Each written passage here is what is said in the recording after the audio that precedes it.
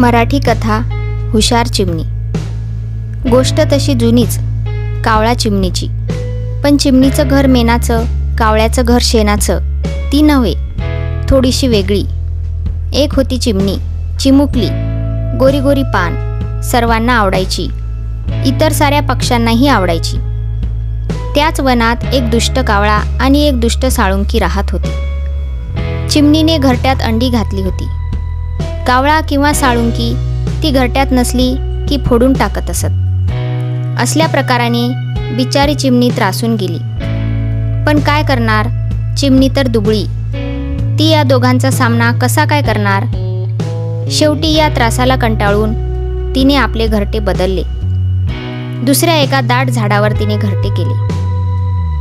त्या घरट्यात तिने अंडी घातली। आता तिला जरा सुरक्षित वाटत होतं। कावळ्याने चिमणीच्या घरट्याचा खूप शोध घेतला, पण त्याला ते सापडलं नाही। साळुंकीनेही खूप शोध घेतला, पण ते सहजासहजी सापडावं इतकी चिमणी मूर्ख नव्हती।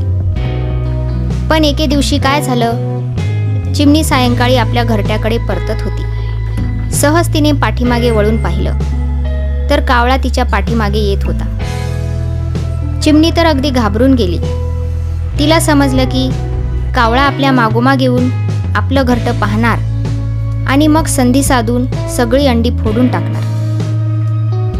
घरट्यात अंडी असल्यामुळे घरटं बदलणंही शक्य नव्हतं। आता काय करावं, चिमणीने खूप विचार केला आणि लगेच तिला एक युक्ती सुचली।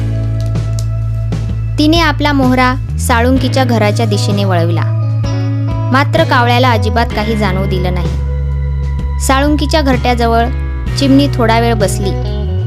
कावळ्याने ते पाहिलं। चिमणीचेच ते घर आहे असे समजून तो आनंदला आणि निघून गेला। कावळा निघून गेल्यावर चिमणी स्वतःच्या घरट्यात परतली। दुसऱ्या दिवशी चिमणीचंच घर समजून कावळ्याने साळुंकीची सारी अंडी फोडून टाकली आणि तो निघून गेला। थोड्या वेळाने साळुंकी आली। तिने फुटलेली अंडी पाहिली। ही सगळी कावळ्याची करामत आहे हे तिने ओळखले। तिला खूप राग आला।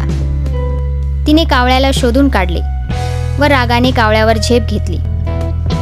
दोघेही वस्ताद होते, एकमेकांच्या प्रहारांनी घायाळ झाले आणि मरून गेले। चिमणी मात्र स्वतःच्या युक्तीवर खुश होती, गालातल्या गालात हसत होती। Please subscribe my channel and thanks for watching.